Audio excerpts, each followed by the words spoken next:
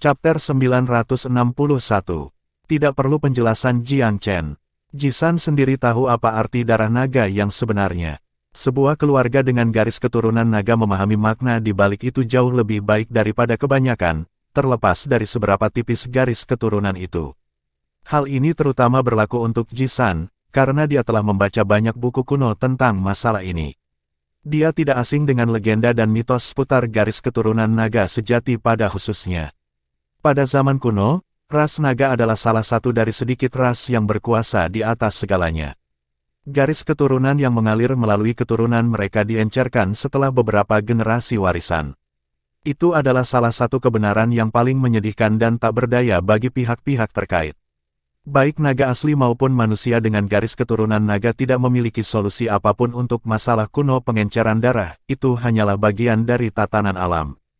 Tidak mungkin garis keturunan menjadi lebih murni dari waktu ke waktu tanpa mutasi genetik.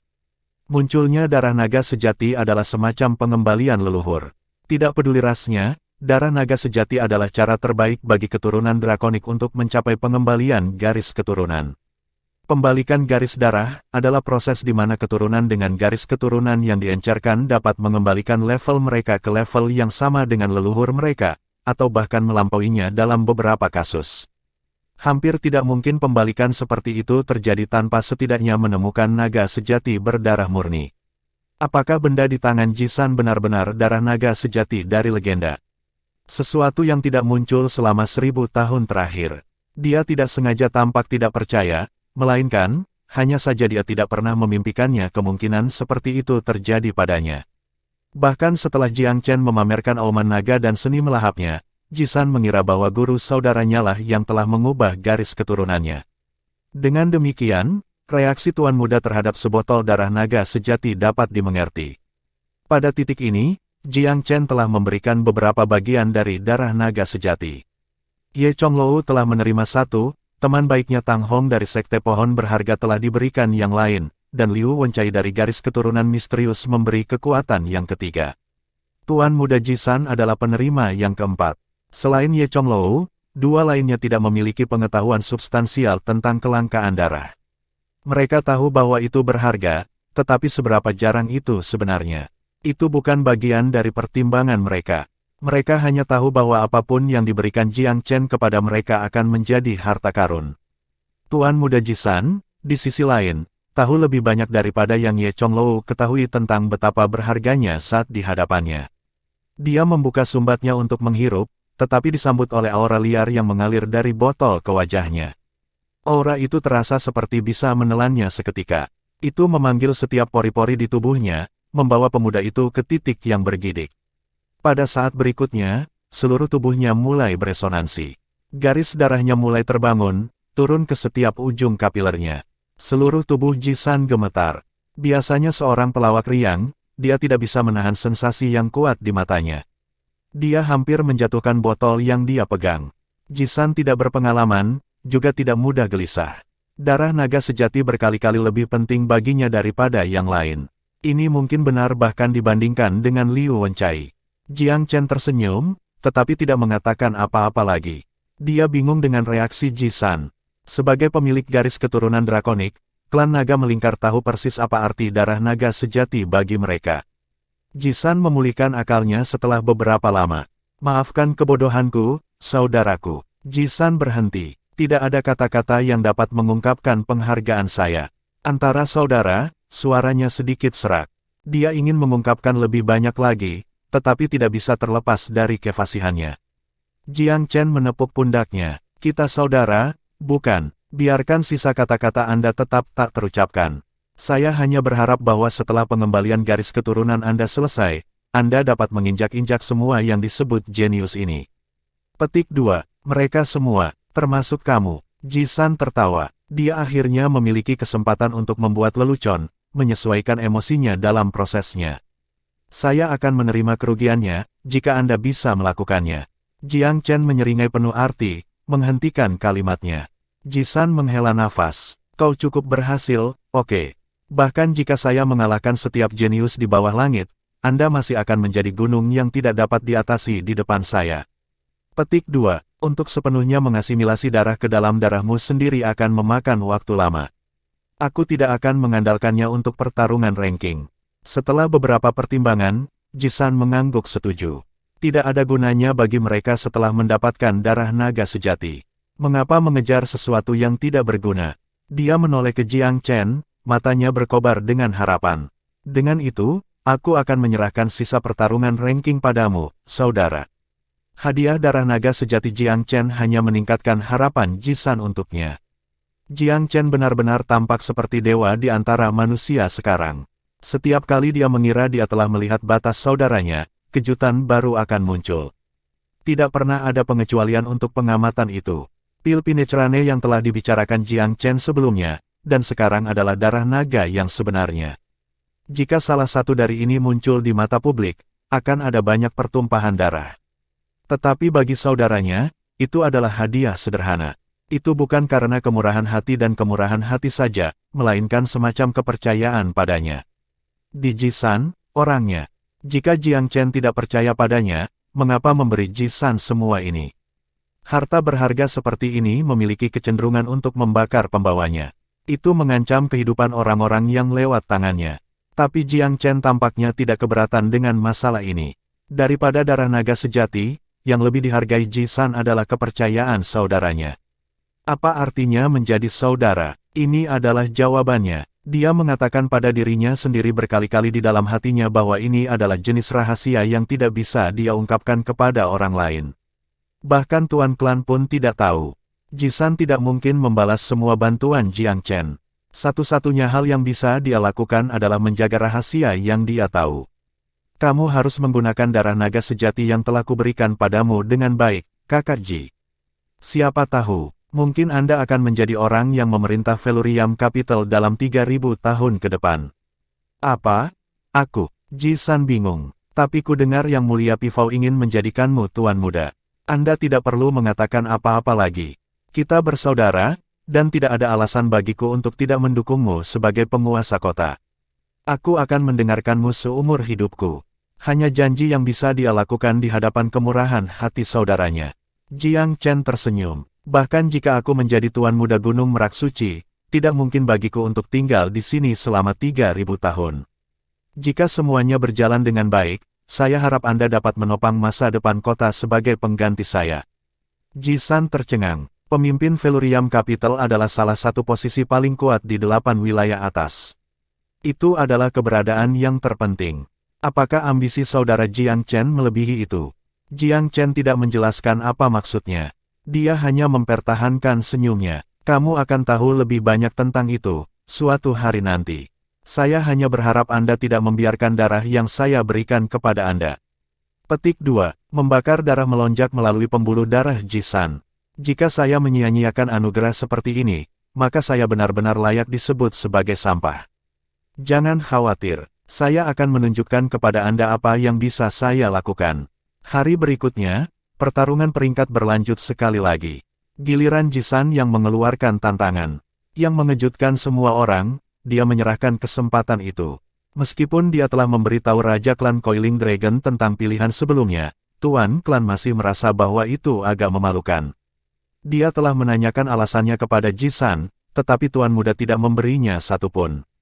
Dia hanya mengatakan kepada Tuan Klan untuk mempercayai penilaiannya, dan bahwa dia akan memberinya penjelasan yang lengkap dan tepat di masa depan. Tuan Klan Coiling Dragon telah siap secara mental, tetapi tidak ada orang lain yang memilikinya. Tuan Muda yang ganas Jisan telah menyerah. Semua orang bingung dengan hasil yang tidak terduga ini. Menurut pendapat mereka, seseorang dengan kekuatan Jisan setidaknya bisa berjuang untuk meningkatkan moral dan menunjukkan bakat, terlepas dari menang atau kalah. Tapi bahkan sebelum dia bisa melakukannya, dia sudah menandatangani kesempatan itu. Dia tidak menyerah hanya pada konsekuensi dari pertempuran ini, tetapi mungkin juga gerakan strategis klan naga melingkar dalam jangka pendek. Namun, Tuan Muda itu sama sekali tanpa ekspresi. Dia tidak memiliki kesedihan yang orang harapkan untuk dilihat. Mereka yang selalu berpikir Jisan sedikit impulsif tiba-tiba mendapati diri mereka tidak dapat memahaminya. Bagi kebanyakan orang, Tuan Muda Coiling Dragon selalu agak eksentrik, pemecah masalah, dan mungkin sedikit terlalu menyenangkan untuk kebaikannya sendiri. Kedalaman tambahan semacam ini pada karakternya adalah sesuatu yang baru. Perubahan itu menjengkelkan. Dari mana datangnya kepercayaan dirinya? Mengapa dia begitu pasif tentang hal itu?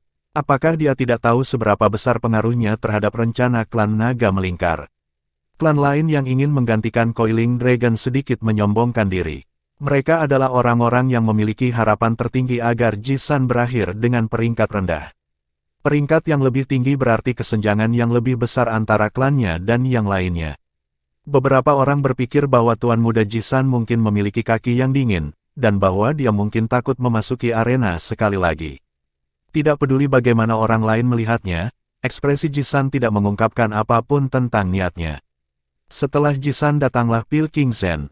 Dengan contoh Tuan Muda Coiling Dragon di hadapannya, ada sentimen aneh yang beredar mengenai apakah Pilking Zen akan menyerahkan kesempatannya untuk menantang juga. Apakah dia akan puas dengan tetap berada di peringkat 20? Jenius 3 peringkat tepat di atas Jiang Chen sangat cemas. Keganasannya di ronde sebelumnya telah terlihat oleh semua orang. 3 jenius secara mental menggantikan diri mereka sendiri ke dalam pertempuran dan melakukan beberapa kesimpulan. Mereka harus mengakui bahwa peluang mereka sendiri untuk menang di tempat yang sama-sama tipisnya. Mereka tidak punya harapan melawan jenius duniawi yang tampaknya muncul entah dari mana. Dengan demikian, mereka ingin Jiang Chen juga menyerah dari lubuk hati mereka. Sial bagi mereka, Jiang Chen jelas tidak punya niat untuk melakukannya sama sekali. Dia langsung menantang jenius ke-17. Peringkat ke-17 adalah seorang jenius dari faksi Kaisar Pifao, bernama Yang Seng. Ini adalah pertama kalinya Jiang Chen bertarung melawan seorang jenius yang bersekutu dengan Kaisar Merak. Yang Seng adalah salah satu dari 4 jenius teratas di bawah komando Kaisar. Ya, secara teknis dia adalah tempat terakhir di antara keempatnya, tetapi tidak ada yang menganggapnya enteng.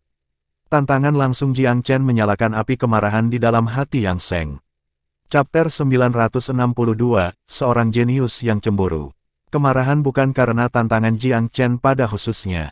Peringkat Tuan Muda memiliki aturan yang jelas. Sebagai peringkat ke-20, Jiang Chen hanya bisa mengeluarkan tantangan kepada seseorang yang paling banyak 3 peringkat di atasnya. Yang Seng berada di ujung celah itu, jadi menantangnya masuk akal sepenuhnya.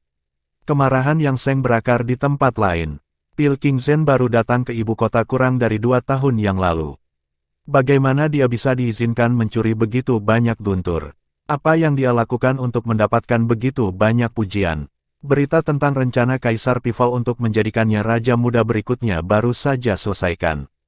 Menganugerahkan gelar Tuan Muda bukanlah masalah besar dalam dan dari dirinya sendiri. Murid sejati yang belajar di bawah Kaisar Pifao secara otomatis memenuhi syarat. Namun, sebagai salah satu dari 4 murid paling intim yang mulia, Yang Seng memiliki kebanggaan dan ambisi. Sejak kematian Tuan Muda Fan, hanya 3 dari 4 murid yang tersisa, dengan sedikit perbedaan kemampuan di antara mereka. Melihat situasinya, ia melihat peluang untuk maju. Dengan demikian, ia memandang kepemimpinan masa depan Velurium Capital sebagai wilayahnya sendiri, sebagai masa depan yang mungkin ia bisa selesaikan sendiri. Kemunculan tiba-tiba Pilking Zen dan penerimaan yang meluas oleh kota sangat mengancam prospek itu. Permusuhannya dalam terang itu cukup alami. Itu adalah insting utama untuk melindungi wilayahnya sendiri. Dia sama sekali tidak puas. Dia tidak ingin Jiang Chen terdaftar sebagai salah satu penguasa muda Gunung Pifao Suci, titik. Gosip yang sedang tren tidak hanya menyatakan bahwa Pilking Zen akan menjadi Tuan Muda, tetapi juga bahwa ia akan menjadi Tuan Muda pengganti Fan. Ini hanya berfungsi untuk membuat permusuhannya meledak. Yang Seng adalah pria yang ambisius. Jika Pilking Zen benar-benar pengganti Tuan Muda Fan, maka kesempatan di kepemimpinan masa depan Gunung Pifao Suci akan hilang baginya sekali lagi. Tuan Muda Fan di masa lalu tidak dapat disangkal nomor 1 dibandingkan dengan rekan-rekannya. Tidak ada pertanyaan tentang siapa yang akan mewarisi fraksi. Mereka telah iri pada Tuan Muda juga saat itu. Para murid memiliki kesadaran diri yang cukup tentang jarak yang signifikan antara murid Pifao saat itu dan mereka. Tapi Tuan Muda Fan belum mengumpulkan popularitas dan posisi karena dia semalam. Itulah sebabnya mereka menyimpan kekesalan mereka pada akhirnya. Pilking Zen, di sisi lain, telah membuat nama untuk dirinya sendiri dengan menyalakan jejak meteor. Dia akan menjadi bintang yang paling dicintai Velurium Capital dalam beberapa saat. Yang Seng bukan individu yang paling toleran. Sebenarnya dia sangat kesal. Arena adalah katalis terakhir untuk emosinya meletus. Alis tipisnya terangkat ke atas, Yang Seng menatap kompetitornya dari atas ke bawah dengan jijik yang tidak tersamar. Pandangannya kritis dan provokatif. Aku terkesan bahwa kamu dapat berdiri di sini, Pilkingzen. Namun, ia tetap mempertahankan nada suaranya. Lagi pula, Raja Pil adalah rekanan gunung. Terlepas dari betapa cemburunya dia secara pribadi, dia tidak bisa meniru kurangnya kesopanan Suang Jie. Terlepas dari penyembunyiannya dalam suara Yang Seng, permusuhan tersembunyi dari lawan Jiang Chen masih mudah terdeteksi. Ekspresi di mata orang lain itu segera menyerah. Jiang Chen tidak menyisakan kebijakan selain dari memberi hormat kepalan tangan. Aku menunggu pengawasanmu dalam pertarungan, jawabnya dengan senyum tipis. Jika lawannya adalah orang lain, mungkin dia akan sedikit membalas dengan jawaban yang tajam. Namun, Yang Seng adalah salah satu murid sejati Kaisar Pifao. Meskipun tidak perlu memberikan rasa hormat kepada siswa dalam hal ini, guru masih layak mendapatkan martabat penuh. Lebih baik memberi Yang Seng bahu dingin. Jenis pembalasan terbaik terletak pada kemenangan di atas panggung. Yang Seng sedikit terkejut dengan sikap tidak responsif Jiang Chen. Lawan yang diperparah lebih mudah dihadapi, tetapi ada faktor intimidasi juga. Posisinya sebagai salah satu murid sejati di bawah Kaisar Pifao adalah klub yang sempurna. Dia ingin menakuti lawannya agar tampil lebih buruk dari biasanya. Tetapi Raja Pil tidak jatuh hati sama sekali. Yang Seng langsung diabaikan. Dia menyeringai. Kamu akan memiliki sesuatu untuk dinanti-nantikan, oke. Dengan goyangan lengannya, dia menghasilkan cambuk hitam putih di tangannya. Kamu tahu, Pilkingzen, beritanya ada di mana-mana belakangan ini. Orang-orang mengatakan bahwa kamu adalah seorang jenius di antara para jenius, seorang ahli pil dan dao bela diri. Mari kita coba rumor itu dan lihat seberapa benar itu sebenarnya. Petik 2. Cambuk yang berputar menyebabkan retakan pada kain ruang di sekitarnya. Bintik-bintik debu yang tak terhitung jumlahnya keluar dari ruang yang rusak, menendang badai dengan visibilitas yang berkurang. Pada saat berikutnya, cambuk monokrom mulai beraksi. Udara berderak nyaring, seolah-olah menandakan badai yang akan datang. Sejumlah petir perak muncul di langit di atas arena, mengular di udara dengan semangat berbahaya. Segel petir monokrom, tangan Yang Seng membuat lingkaran di udara. Pada gerakan itu, energi udara yang tak terhitung jumlahnya mengumpulkan diri mereka menjadi dua kutub, positif dan negatif, kuat dan jinak. Kedua ekstrim membentuk pendekatan melingkari. Jiang Chen telah bertemu lawan yang kuat bernama Guan Yuchan selama pertempuran peringkat jenius. Orang itu menyukai sepasang simbal emas. Instrumen perkusi, bertindak sebagai kutub positif dan negatif, telah mampu menciptakan kekuatan pengisapan yang kuat di antara mereka.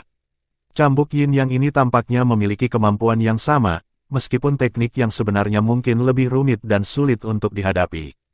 Bagaimanapun, kekuatan cambuk murni berasal dari keterampilan pribadi Yang Seng. Itu berbeda dari simbal, yang secara intrinsik kuat. Jiang Chen tidak berani meremehkan lawannya. Kekuatan semacam ini pada umumnya merepotkan. Untungnya, terobosannya ke ranah bijak tingkat 8 telah meningkatkan kecakapan bela dirinya dengan sangat. Dalam pertempurannya melawan Fang Yuan, Jiang Chen telah dipenuhi dengan inspirasi tanpa batas oleh misteri teknik Reverse Heaven and Earth.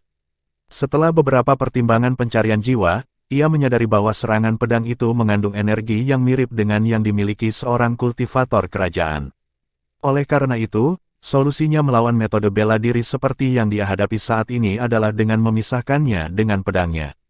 Pentekolor Divine Swords-nya menyapu udara, menggabungkan pisau dan kemahiran menjadi satu. Kekacauan di udara menandai meningkatnya hukum yang mengatur ruang di sekitarnya. Dua gambar cambuk itu terfragmentasi menjadi ribuan bagian. Yang Seng marah karena ketidaksenangan yang jelas. Dia mengamati pertandingan lawannya sebelumnya dengan Fang Yuan. Kekuatan di balik teknik pedang khusus ini dikenalnya. Tetap saja, dia yakin bahwa medan gaya dari Yin Yang Whip tidak akan kalah. Gerakan sederhana yang dilakukan Raja Pil itu menghancurkan pelanggarannya menyebabkan hatinya tenggelam. Dia mulai mengevaluasi kembali kekuatan pedang Jiang Chen. Apakah Pilkingzen sebenarnya salah satu pion tersembunyi yang mulia? Tersimpan dengan tujuan untuk bersinar terang di pertemuan Pagoda Velurium. Pikiran aneh tidak bisa membantu tetapi muncul di kepala Yang Seng. Tidak ada penjelasan lain tentang absurdnya situasi ini. Menghadapi kenyataan bahwa dia baru berada di sini selama kurang dari 2 tahun, prestasi Pilking Zen sangat tidak masuk akal. Seseorang seperti itu tidak bisa tetap tanpa nama. Seorang pembudidaya berkeliaran, benar-benar keluar dari pertanyaan. Yang Seng benar-benar terbangun sekarang, kemarahannya berkobar. Cambuknya berputar dan menenun sesuka hati, kekuatan yang mengikat dibawa ke puncak oleh gerakan. Di atas panggung, Jiang Chen tampak seperti rakit yang tahan badai laut. Setiap gelombang muncul malapetaka kerakit. Afterimages dari Yin Yang Whip memenuhi udara. Senjata itu membawa kekuatan yang membelah ruang itu sendiri, dan meninggalkan luka ketiadaan di belakangnya. Jiang Chen telah bertarung dengan banyak orang jenius di masa lalu. Tapi sesederhana yang terlihat cambuk Yang Seng, itu adalah pertama kalinya Jiang Chen merasakan kepedihan dari sebuah tantangan. Dalam hal kekuatan dan keahlian, lawannya saat ini melampaui 2 yang baru saja ia kalahkan dengan jumlah yang wajar. Beruntung dia sudah berhasil menembus dunia Sage tingkat 8. Kalau tidak, dia akan membutuhkan lebih banyak upaya untuk mengalahkan pemuda di sisi lain cincin itu. Meskipun cambuk Yang Seng cukup kuat, ia gagal menemukan celah dalam pertahanan yang dirajut oleh pedang pentakolor Jiang Chen. Seiring berjalannya waktu, semakin banyak orang yang mengetahui realitas pertempuran. Mereka yang paling tajam sudah memiliki kesan sebagai berikut, tidak peduli seberapa bunga serangan cambuk Yang Seng, mereka tidak akan pernah menangkap Pilking Zen dalam gulungan mereka. Di sisi lain, Pilking Zen bermain-main sedikit. Tujuan satu-satunya tampaknya membongkar pelanggaran lawannya, tidak memiliki niat untuk melakukan serangan balik. Cih, Yang Seng ini benar-benar tidak tahu malu. Pilking Zen memberi jalan karena statusnya sebagai salah satu murid terdekat Kaisar Pifou. Mengapa dia menempuh jarak 1 mil padahal dia hanya diberi 1 inci? Apakah dia benar-benar ingin diinjak? Petik 2. Jangan katakan seperti itu. Yang Seng adalah salah satu dari 4 murid sejati Gunung Suci Pifou. Teknik-tekniknya dengan Yin Yang Whip cukup mengesankan. Dalam dunia bela diri Dao, sulit untuk menilai teknik apa yang akan muncul di atas. Mungkin dia memiliki semacam keuntungan. Petik 2. Itu beban banteng. Aku pikir Pilking Zen sengaja melakukannya dengan mudah. Seperti yang kamu katakan, Yang Seng adalah salah satu siswa terbaik Kaisar Pifou. Jika Raja Pil membawanya keluar hanya dengan beberapa pukulan, bukankah itu benar-benar memalukan? Orang-orang punya reputasi, kamu tahu. Petik 2. Kamu mungkin benar tentang itu. Pilking Zen akan menjadi tuan muda Secret Pifou Mountain, kan? Dia mungkin sudah mengetahuinya sekarang. Dia dan lawannya keduanya akan melayani tuan yang sama segera, dan Yang Seng bahkan mungkin menjadi letnannya suatu hari nanti. Kamu harus melihat keluar sedikit untuk perintah kedua kamu, bukan? Berbagai percakapan yang berbeda berdengung di seluruh arena. Terbukti, pertunjukan Jiang Chen yang luar biasa sejauh ini telah menyebabkan penduduk ibu kota mulai membuat mitologi tentangnya. Dia menjadi abadi sebagai seseorang yang tidak ada duanya. Meskipun lawannya adalah salah satu pemuda terbaik Gunung Suci Pifou, semua orang percaya bahwa kemenangan Pilking Zen adalah hal yang biasa. Kepercayaan tanpa syarat menandakan semacam sentimen bersama. Pertempuran mendekati tanda 1 jam. Mencemooh mulai terdengar di sekitar panggung. Ketidakpuasan publik pada perilaku Yang Seng sangat jelas. Pria itu jelas tidak punya kesempatan. Untuk apa dia masih berkelahi? Lihatlah betapa halusnya Pilking Zen. Dia dengan loyal bekerja sama dengan mitranya selama ini, tidak pernah membalas bahkan dengan cara yang sedikit berbahaya. Tidak ada yang tahu apa yang sebenarnya dipikirkan Jiang Chen. Dia telah mengambil pertahanan untuk satu tujuan saja, dia ingin mencari tahu beberapa hal lagi tentang bela diri Dao melalui pertempuran dan ingin mengkonfirmasi beberapa teorinya mengenai pedang. Chapter 963. Beralih antara serangan dan pertahanan. Yang Seng kehabisan trik baru dengan Yin Yang Whip-nya. Eksekusi serangannya hari ini sempurna. Beberapa orang bahkan mungkin mengatakan bahwa ia telah melampaui batas kemampuannya. Terlepas dari semua itu, dia masih tidak bisa menembus momentum yang diciptakan oleh pedang lawannya. Yang Seng merasa sangat sedih. Dia selalu sangat percaya diri dengan cambuknya. Meskipun itu tidak cukup untuk mengalahkan para jenius terkuat, dia yakin bahwa dia setidaknya bisa melakukan pertarungan yang layak. Tampaknya semua ini adalah angan-angannya sendiri. Bagaimana dia bisa bertujuan untuk menantang para jenius yang tak tertandingi dalam ranking tuan muda ketika dia bahkan tidak bisa menangani seorang kultivator belaka yang datang dari dunia sekuler. Dia terlalu naif. Penonton dapat dengan mudah mengatakan bahwa Yang Shen hanya menggantung seutas-utas. Cemoohan yang ditolak semakin keras dari menit ke menit. Audiensi Felurium Capital sebenarnya cukup adil. Fakta bahwa dia adalah murid sejati Gunung Saint Pivot tidak berarti bahwa dia akan terhindar dari cemoohan. Identitas seseorang tidak masalah. Kerumunan itu ingin mengejek siapapun yang tidak mereka setujui. Namun, mereka yang telah membuat kontribusi besar untuk Felurium Capital akan terhindar dari perlakuan seperti itu. Contoh yang bagus tentang hal ini adalah Kaisar Pivot. Dia telah melindungi Felurium Capital selama ribuan tahun. Semua warga sangat menghormatinya. Mereka bahkan rela terlibat perselisihan jika seseorang berbicara buruk tentang Kaisar. Terkadang, itu bahkan akan meningkat menjadi perkelahian. Ini karena rasa hormat murni terhadap Kaisar, yang pantas dia dapatkan. Tuan Muda Fan juga telah menerima perlakuan seperti itu ketika dia masih hidup. Pil King Zhen adalah orang berikutnya yang menerima perawatan seperti itu. Sayangnya, hal yang sama tidak bisa dikatakan untuk Yang Shen. Banyak di Felurium Capital benar-benar tahu siapa dia, tetapi tidak banyak yang bisa dikatakan tentang kontribusinya terhadap ibu kota. Dia adalah seseorang yang jarang menunjukkan wajahnya kepada dunia. Waktunya terlalu berharga untuk digunakan pada apapun selain kultivasi. Wajar jika warga merasa jauh terhadapnya, karena ia tidak mau meningkatkan kepribadian publiknya sendiri. Jiang Chen telah melakukan kebalikan dari itu. Dia telah berkontribusi pada Felurium Capital dengan memberikan semua jenis kuliah tentang berbagai topik. Dia juga mengalahkan Pilvire City atas nama Felurium Capital dan membuat kontribusi luar biasa dengan mendirikan Menara Taiyuan. House Wei tidak bisa mengambil kredit untuk itu. Itu adalah Raja Pil yang mengubah situasi Pil Dao di Felurium Capital. Tiba-tiba, sepertinya seluruh kota meneriaki Yang Shen. Hal ini semakin membuat Yang Shen marah, dan cambuknya menjadi lebih ganas dan lebih kuat dari sebelumnya. Dia telah berusaha mempertahankan ketenangan dan ketenangannya, tetapi dia tidak lagi peduli setelah orang banyak mulai mengejeknya. Yang dia ingin lakukan hanyalah mengusir Jiang Chen dari panggung dengan satu nafas. Sayangnya, seseorang tidak bisa memenangkan pertarungan bela diri hanya dengan kemarahan dan amarah saja. Kekuatan masih menjadi faktor penentu pada akhirnya. Yang Shen jelas merupakan musuh yang tangguh, karena ia berada di peringkat ke-17. Dia lebih kuat dari Fang Yuan dan Zhuang Jie dengan torehan. Namun, Jiang Chen juga seseorang yang bisa beradaptasi dengan kekuatan musuhnya. Yin Yang Whip mengandalkan kekuatan medan kekuatan untuk mengendalikan aliran pertempuran, tetapi langit dan bumi terbalik Jiang Chen adalah teknik pedang yang menghancurkan semua medan kekuatan dan membalikkan arus pertempuran. Teknik pedang adalah kutukan dari Yin Yang Whip. Teknik Jiang Chen tidak hanya efektif terhadap cambuk Yin Yang. Itu sebenarnya efektif terhadap semua teknik yang berusaha mengendalikan aliran pertempuran. Yang Shen menolak untuk menyerah.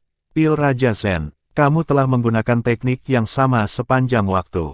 Apakah kamu tidak menemukan itu berarti dalam pertukaran dao bela diri? Katanya sambil menggertakkan giginya. Jiang Chen tertawa ketika dia melihat ekspresi di wajah lawannya. Kamu mengatakan itu adalah teknik yang sama, namun kamu gagal untuk menyadari sifatnya yang selalu berubah. Datangi aku dengan semua yang kamu miliki. Aku akan menjatuhkan kamu hanya dengan satu teknik. Jiang Chen mulai merasa sedikit kesal. Dia telah mencoba memberi Yang Shen kelonggaran, tetapi kata orang itu terlalu sombong untuk memperhatikannya. Yang Shen memecahkan cambuknya dan mengubahnya menjadi tombak yang panjang dan tegak. Yin Yang Void Piercing Spear. Hancurkan. Dia akhirnya mengubah gerakannya. Tombak adalah senjata yang sangat berbeda dibandingkan dengan cambuk. Cambuk dimaksudkan untuk menghalangi dan menghambat gerakan, tetapi tombak murni dimaksudkan untuk menusuk dan menghancurkan sasarannya. Seperti namanya, Void Piercing Spear berisi kekuatan menusuk yang luar biasa. Untungnya, Jiang Chen menggunakan teknik pedang yang merusak pertama dan mengendalikan aliran pertempuran kedua. Mereka berdua menggunakan serangan destruktif, yang membuat pertandingan jauh lebih menawan. Yang Shen benar-benar membuat Jiang Chen marah. Furi perlahan membangun di dalam Raja Pil. Dia ingin menyelamatkan Yang Shen beberapa wajah, karena dia adalah murid sejati Kaisar Pivot. Namun, Yang Shen hanya peduli tentang kemenangan. Dia tampaknya tidak peduli dengan martabatnya sendiri sama sekali. Selain itu, Jiang Chen bisa merasakan permusuhan dari lawannya. Ini juga membuatnya sangat marah. Berani-beraninya kamu menanggung permusuhan sengit terhadap aku ketika aku telah memberi kamu begitu banyak wajah.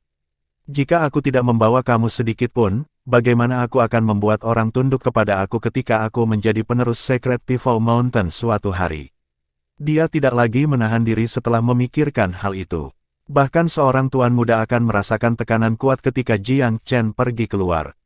Teknik 5 pedang petir ilahi selalu berubah seperti tak terbendung. Cahaya surgawi dari pelangi muncul di langit ketika ia menempatkannya. Thunder bergemuruh, dan kerumunan itu tercengang oleh makna mendalam dari pedang yang terkandung di dalamnya. Ingat langkah ini, pindah surga dan bumi, dan ini, yin yang divide, dan juga ini, pedang Alking. Jiang Chen mengungkapkan beberapa teknik pedang dari kotak peralatannya dalam sekali jalan. Ini adalah serangannya yang paling kuat, jika seseorang mengabaikan peralatan dan benda-benda yang menantang surga yang dimilikinya. Arena langsung dibanjiri oleh lautan pedang Dao, mengubahnya menjadi ranah pedang Dao. Yang Shen menyodok ke kiri dan ke kanan, berusaha mencari jalan keluar dari laut. Sayangnya, ia segera menyadari bahwa itu adalah upaya yang sia-sia, karena Void Piercing Spear-nya tidak dapat menemukan titik lemah sama sekali. Penonton bersorak tepuk tangan ketika mereka melihat apa yang terjadi. Mereka jelas terpesona oleh teknik pedang mencolok namun berbahaya. Para jenius di puncak ranking tuan muda semuanya dalam suasana hati yang suram. Mereka merasakan tekanan kuat, namun, hati mereka juga dipenuhi dengan kekaguman. Bukan karena teknik pedang mencolok Jiang Chen, tetapi karena kemampuannya untuk mengendalikan pertarungan. Pertempuran mulai terasa seperti pertunjukan satu orang karena betapa hebatnya dia dalam hal itu. Yang Shen yang menyedihkan sekarang dilupakan di belakang setelah pertunjukan yang intens. Biasanya ada banyak bolak-balik selama pertempuran antara dua jenius. Itu selalu merupakan konflik yang intens untuk keunggulan. Sangat jarang melihat satu sisi sepenuhnya mendominasi sisi lain dalam pertempuran seperti itu.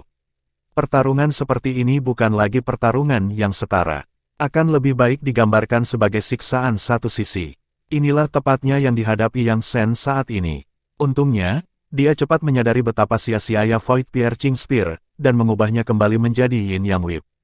Dia kemudian membentuk penghalang Yin Yang untuk melindungi dirinya dari aura pedang yang menusuk. Cambuk itu adalah hadiah dari Kaisar Pivol sendiri. Itu adalah harta yang bisa diubah menjadi banyak bentuk. Itu bisa beralih di antara cambuk atau tombak, tetapi kekhasan terbesarnya adalah kekuatan pertahanannya yang menakutkan. Penghalang Yin yang mampu menahan sebagian besar aura pedang. Adegan itu sekarang adalah salah satu dari Yang Shen yang masuk dan dengan gigih menggantung pada pembelaannya. Dia awalnya berencana untuk menaklukkan Raja Pil dengan cambuknya, tetapi Raja Pil mampu membelokkan kemajuannya dengan teknik pedang. Kerumunan terkesan bahwa ia adalah yang pertama melakukan serangan terhadap seseorang yang sekuat Pil King Shen. Namun, situasinya langsung berbalik melawannya.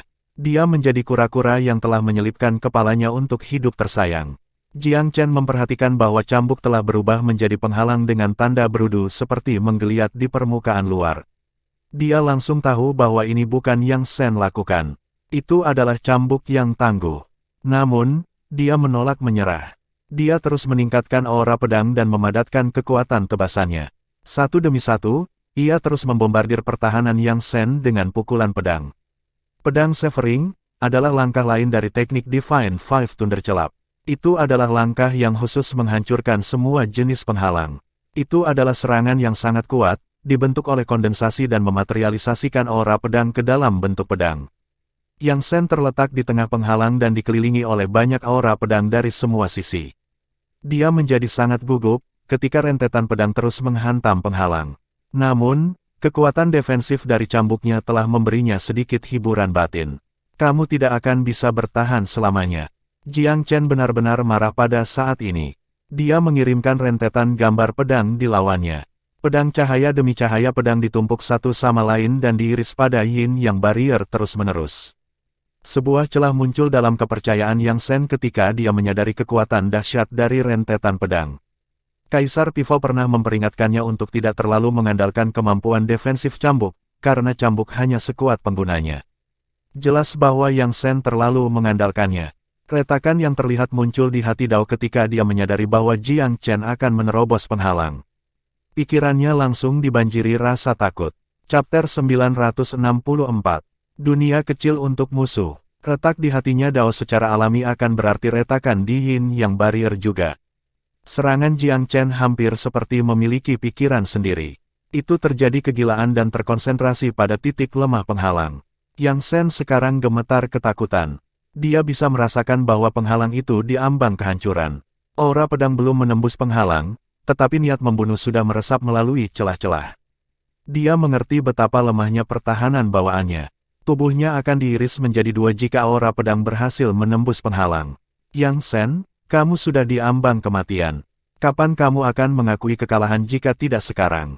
Sebuah suara keras tiba-tiba muncul dari langit. Itu adalah Kaisar Pifao. Kerumunan langsung bertepuk tangan meriah ketika mereka mendengar suara. Kaisar Pifao telah berbicara. Dia secara terbuka mengatakan kepada muridnya sendiri yang sejati untuk mengakui kekalahan. Jiang Chen tersenyum masam ketika mendengar suara Kaisar Pifao. Ikatan antara tuan dan murid memang kuat. Mungkin sepertinya dia meminta Yang Shen mengakui kekalahan, tapi dia sebenarnya mengatakan pada Jiang Chen untuk menunjukkan belas kasihan. Jiang Chen tak tertandingi dalam bela diri Dao. Visinya sebenarnya lebih tajam daripada banyak kaisar besar.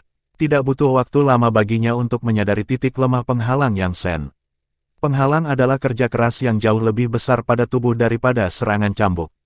Jiang Chen terus meningkatkan kekuatan dan kecepatan serangannya karena dia menyadari kekurangan ini. Dia memfokuskan serangannya hanya pada titik lemah untuk lebih meningkatkan kerja keras penghalang pada tubuh Yang Shen. Kaisar Pifao mungkin sedikit melebih-lebihkan ketika dia mengklaim bahwa Yang Shen berada di ambang kematian, tetapi itu tidak terlalu jauh dari kebenaran. Yang Shen benar-benar dalam bahaya yang ekstrim meskipun dia masih belum bisa mengorek. Yang Shen segera jatuh dari panggung setelah Jiang Chen sedikit mengendur aura pedangnya. Seolah-olah ada sesuatu yang menyedot semua kekuatan di dalam tubuhnya. Yang bisa dia lakukan hanyalah menghirup udara sambil duduk di bawah panggung. Mengalahkan, dia kalah pada akhirnya. Tidak ada lagi kesombongan atau kesombongan yang ditemukan di matanya. Itu telah digantikan oleh kelelahan dan kekecewaan. Jiang Chen tidak berencana menendang musuhnya saat dia turun.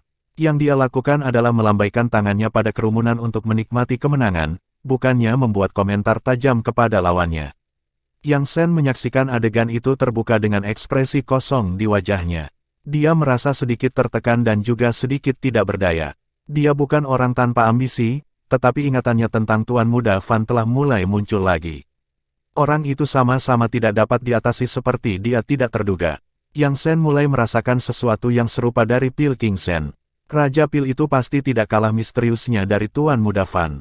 Tuan Muda Fan mungkin memiliki kultivasi yang lebih tinggi daripada Raja Pil, tetapi Raja Pil jelas di atas Tuan Muda Fan dalam hal potensi dan tidak dapat diprediksi. Tapi, tidak ada yang peduli dengan pikiran orang yang kalah. Semua orang hanya ingin tahu apakah Raja Pil akan melanjutkan tantangannya. Menurut aturan, setiap Tuan Muda diberi 3 peluang tantangan. Jiang Chen telah mengalahkan Tuan Muda peringkat 17. Ini berarti bahwa dia masih memiliki 2 peluang tersisa. Dia sekarang diizinkan untuk menantang Tuan Muda 6 tempat yang lebih tinggi darinya. Sejak dia ke-17, dia sekarang diizinkan untuk menantang Tuan Muda peringkat ke-11. Tanggal 11 ini adalah jenius terkuat di luar 10 Tuan Muda peringkat atas. Seorang kultivator peringkat ini jelas mampu menahan diri melawan 10 besar. Pil King Shen, apakah kamu akan melanjutkan tantangan? Menantang jenius peringkat 11 bukanlah masalah kecil. Jika dia berhasil mengalahkan nomor 11, dia bisa naik ke 10 besar. Apakah ada yang tidak bisa dilakukan Pil Raja Shen? Aku benar-benar percaya bahwa Raja Pil mampu melakukan apa saja, bahkan menantang Tuan Muda peringkat pertama. Petik 2. Haha, aku sangat bersemangat untuk itu.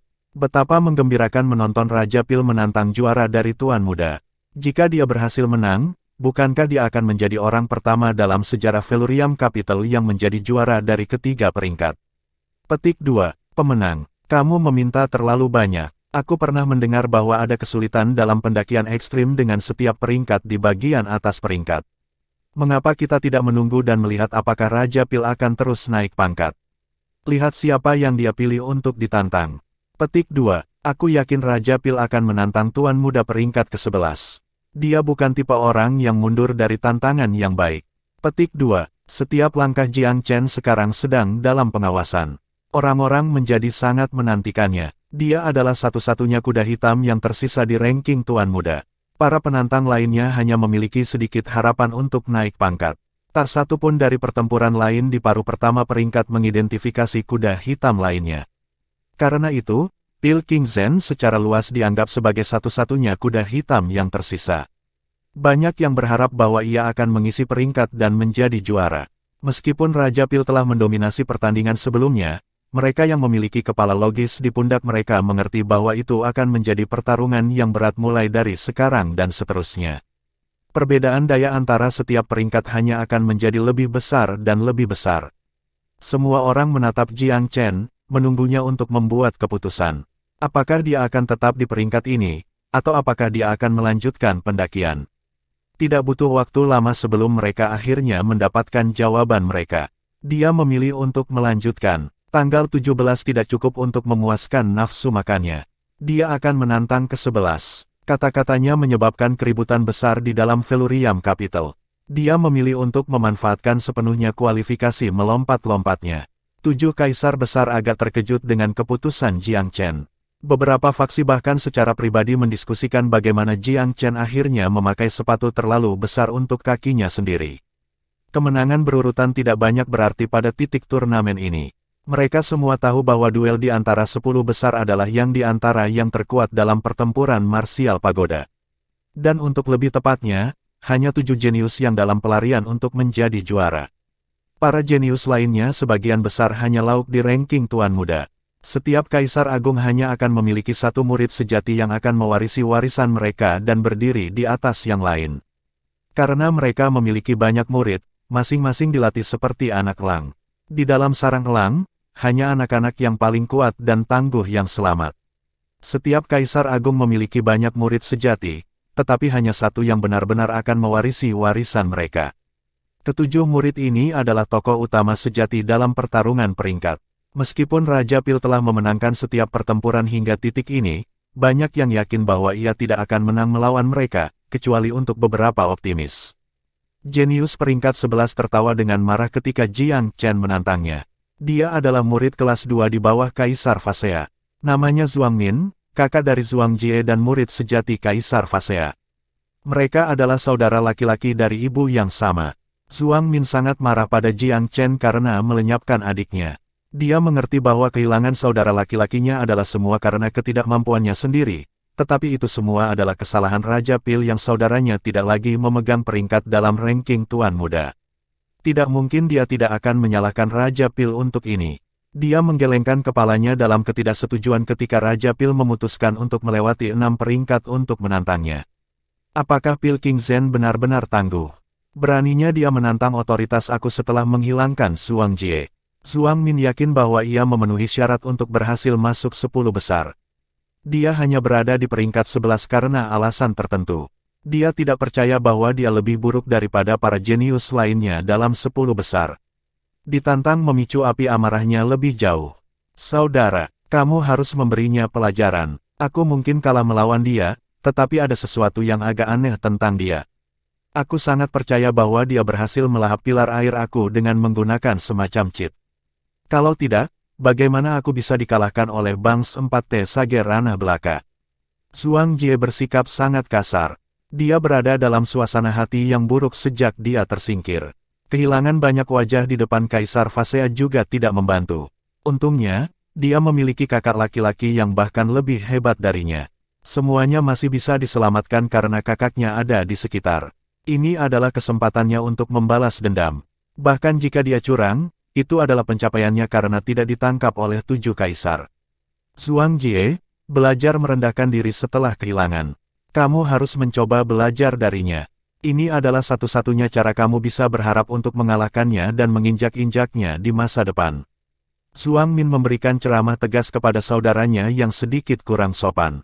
Saudaraku, bisakah kita membicarakan ini nanti? Kamu harus memberi pelajaran pada bajingan itu dan membawanya sedikit saja. Zhuang Jie berkata dengan nada gelisah. Zhuang Mei mengerutkan kening. Karena dia berani menantangku, aku yakin dia tidak sesederhana yang kamu katakan. Siapa yang peduli apakah dia sederhana atau apakah dia kompleks? Kamu adalah kultivator kerajaan awal.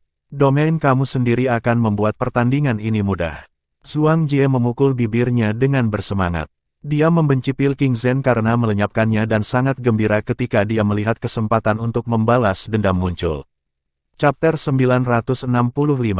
Pertemuan kedua, Penjara Watervale. 12 teratas dalam ranking Tuan Muda adalah semua jenius kekaisaran. Zhuang Min adalah nama feminin, tetapi orang itu tidak sedikit pun feminin. Dia adalah ahli strategi yang sangat teliti dan berpandangan jauh. Kecerdasannya hanya dilengkapi oleh kekuatannya, membuatnya unggul dari kekuatan adiknya. Adik laki-lakinya memandang pertempuran ini sebagai kesempatan untuk balas dendam, tetapi Zhuang Min dapat tetap tenang. Dia tidak sombong, dia juga tidak berpikir bahwa dia pasti menang karena kultivasi kerajaannya. Bukan, dia malah sangat berhati-hati. Dia telah memperhatikan Raja Pil sejak saudara lelakinya dieliminasi. Semakin dekat dia mencoba untuk melihat, Raja Pil semakin misterius. Dia tidak bisa meremehkan musuh meskipun dia sudah menjadi seorang kultivator kerajaan. Pertandingan berikutnya, Pil King Zhen versus Zhuang Min. Silakan ambil tempat kamu di arena. Petik 2. Zhuang Min melompat dari tempat duduknya dan mendarat di arena setelah pengumuman hakim. Jiang Chen mengikuti dan naik tangga ke arena. Jiang Chen sudah tahu bahwa Zhuang Min adalah kakak laki-laki Zhuang Jie, dan bahwa Zhuang Min berada di ranah kaisar tingkat pertama. Sudah menjadi rahasia umum bahwa seorang kaisar tingkat pertama setidaknya 2 kali lebih kuat dari kaisar setengah langkah. Tidak sulit bagi seorang kaisar tingkat pertama untuk mengalahkan 2 kaisar setengah-setengah. Bahkan, 3 mungkin tidak menimbulkan masalah juga. Namun, orang tidak bisa hanya mengandalkan teori saja untuk mengukur peluang kemenangan seseorang dalam pertukaran dao bela diri. Jiang Chen merasakan tatapan tajam setelah dia melangkah ke arena. Silau itu mengandung niat aneh di dalamnya. Itu seperti aliran udara tanpa bentuk, membuatnya merasa seperti sedang berjalan di dalam air. Ada kekuatan tak terlihat yang menghalangi gerakannya. Karena Zhuang Jie memiliki konstitusi air bawaan, kakaknya Zhuang Min harus memiliki garis keturunan yang sama juga. Bisakah? Dia langsung menyadari bahwa lawannya berusaha mengudara. Untungnya, Jiang Chen bukan lagi orang lemah yang bisa didorong oleh orang lain. Dia mengalirkan energi batinnya ke seluruh tubuhnya. Kecepatan langkah kakinya meningkat bukannya melambat. Zhuang Min tetap tenang ketika dia menyadari bahwa Jiang Chen telah menembus teknik riak berosilasi. Dia hanya ingin menunjukkan keunggulannya melalui tekniknya, bukan menjatuhkan musuhnya. Mustahil kalau lawan bisa menghilangkan saudaranya jika dia bahkan tidak bisa menangani kemampuan dasar seperti itu. Mata birunya seperti jurang yang dalam. Itu membuatnya tampak sangat jahat. Dia menatap Jiang Chen penuh arti dan tersenyum setengah. Pil King Zhen, aku terkejut kamu sudah sejauh ini. Aku yakin kamu tahu siapa aku. Apakah kamu masih berpikir bahwa kamu memiliki kesempatan untuk menang? Petik 2. Jiang Chen mengerti bahwa lawannya hanya berusaha menyerang hatinya. Dia balas tersenyum tipis tanpa sedikit pun rasa takut. Aku hanya akan tahu itu setelah bertarung. Jika aku bisa mengalahkan adik kamu, aku yakin aku bisa melakukan hal yang sama kepada kamu. Petik 2. Hahaha. Zhuang Jie tertawa terbahak-bahak. Aku bertaruh kamu belum menyadari perbedaan antara kaisar setengah langkah dan kaisar sejati. Dia mengangguk sebelum melanjutkan. Jika itu masalahnya, maka biarkan aku mengakhiri kemenangan beruntunmu berturut-turut. Aku akan mengakui bahwa kamu adalah kuda hitam di turnamen ini, tetapi semua orang tahu bahwa kuda hitam tidak pernah berhasil sampai akhir. Petik 2. Hati Dao Jiang Chen sudah sekokoh batu. Beberapa kata cemoohan dari Zhuang Min tidak akan berhasil. Dia mendengus tertawa. Zhuang Min, kamu mungkin memiliki kultivasi yang sedikit lebih tinggi dari saudaramu, tetapi kamu benar-benar tidak cocok untuknya dalam seni ejekan. Petik 2. Pada level mereka, konfrontasi antara kata-kata tidak lagi sekadar permainan anak-anak. Itu adalah konflik yang intens untuk keunggulan. Zhuang Min tidak tertekan ketika gagal meraih keunggulan. Yang dia lakukan adalah tersenyum tanpa komitmen dan bertepuk tangan. Aku terkesan. Lidah yang tajam, sedikit kesombongan muncul di matanya. Karena kamu telah menantangku, aku akan membiarkan kamu melakukan 3 langkah pertama. Dia benar-benar memanfaatkan situasi sepenuhnya. Dia menunjukkan kebesaran hatinya sebagai jenius kekaisaran dengan memberikan lawannya beberapa langkah pertama. Itu juga cara baginya untuk mengejek dan menginjak-injak lawannya. Jiang Chen menyeringai ketika mendengar ini dan tidak mundur. Hanya 3 langkah, pelit sekali. Bagaimana dengan ini? Aku akan memberi kamu 10 langkah pertama. Petik 2. Wajah Zhuang Min menjadi gelap dan alisnya melengkung. Betapa khayalnya. Jiang Chen tertawa. Tidak benar, pikiranku lebih jernih dari sebelumnya. Buat perubahan kamu. 10 gerakan adalah apa yang aku katakan, jadi 10 gerakan adalah apa yang akan aku berikan. Namun, itu dengan asumsi bahwa kamu dapat melewati 10 gerakan. Petik 2. Kesombongan seperti itu. Sedikit kemarahan muncul di mata Zhuang Min meskipun sikapnya tenang. Arena telah terdiam, penonton tidak bisa mempercayai telinga mereka. Pilking Zhen membiarkan Zhuang Min melakukan 10 gerakan pertama. Apakah dia nyata? Itu tidak terdengar seperti lelucon. Petik 2. Tidak masalah jika dia serius. Butuh keberanian besar untuk memprovokasi kejeniusan Kaisar. Petik 2. Seorang kultivator ranah bijak tingkat 8 sedang memberikan Kaisar ranah jenius 10 bergerak. Hanya Raja Pil yang mampu mengatakan hal seperti itu. Petik 2. Itu benar. Tidak ada jenius ranah bijak lain di Velurium Capital yang mampu melakukan ini kecuali Raja Pil. Petik 2. Cek tek. Aku benar-benar terkesan dengan keberaniannya. Kerumunan itu hangat dalam diskusi. Zhuang Min benar-benar tergoda. Nalurinya menyuruhnya bergerak. Namun, logika menghentikannya mati di jalurnya. Jika dia menang setelah menerima tawaran lawannya, orang-orang akan mengatakan bahwa dia memanfaatkan situasi ini. Dia ingin menang, tetapi tidak ingin memiliki kemenangan yang salah. Ekspresi serius muncul. Pilking Zhen, aku khawatir kamu tidak lagi memiliki kesempatan untuk bergerak sendiri setelah aku membuat milikku. Jiang Chen tersenyum. Apakah begitu? Ingin mencoba? Jawab Zhuang Min dengan dingin. Aku tidak mengerti kenapa tidak. Beri aku tembakan terbaikmu. Jiang Chen balas dengan percaya diri. Zhuang Jie mengangguk dengan marah. Dia mengangkat tangannya dan mulai menjentikkan jarinya. Suara mendesing. Suara air deras muncul dari udara tipis. Uap mulai muncul di antara jari-jarinya. Itu berubah menjadi tetesan air yang aneh dan transparan setelah menyentuh udara. Tetesan air mulai memantul di udara seperti kelereng kecil.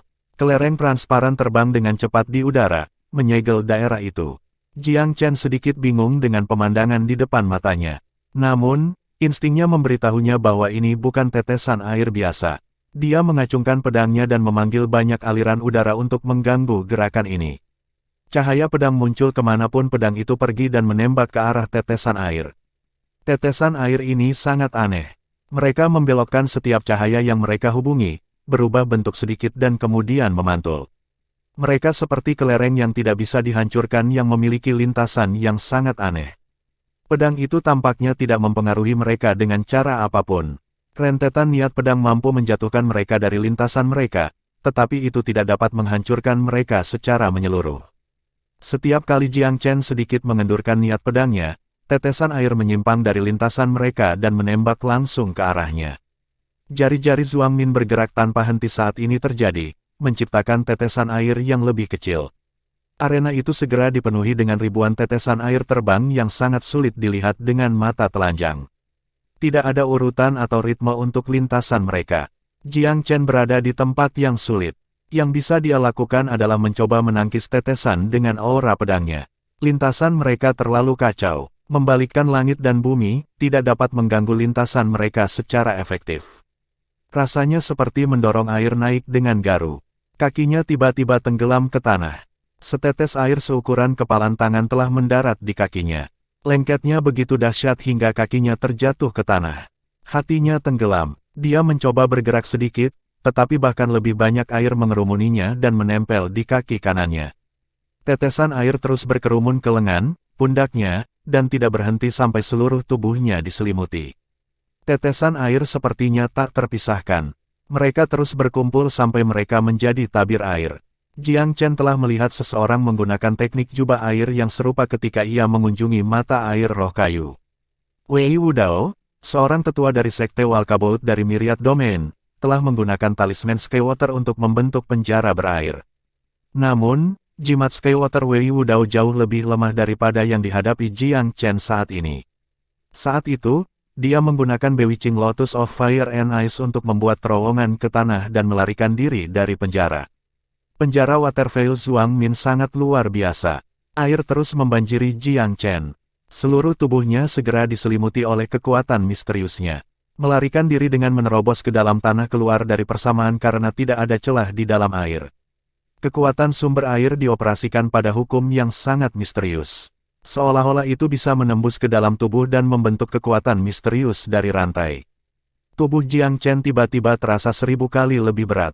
Dia tidak bisa membebaskan diri dari penjara air tidak peduli seberapa keras dia berusaha berjuang. Zhuang Min tersenyum dengan kedua tangan diikat ke belakang. Seolah-olah dia sudah menang. Dia menatap kreasinya dengan senyum lebar yang menyenangkan di wajahnya. Zhuang Jie juga merayakan di bawah arena. Dia jelas sangat terbebaskan oleh adegan itu. Jadi bagaimana jika Raja Pil adalah kuda hitam? Jadi bagaimana jika dia peringkat ke-17? Dia hanyalah bak ketika menghadapi domain seorang ahli kerajaan kaisar. Aturan kaisar menguasai semuanya. Para penonton mulai kehilangan harapan. Pada akhirnya, bahkan kejeniusan terhebat pun tak berdaya ketika menghadapi perbedaan besar dalam kultivasi.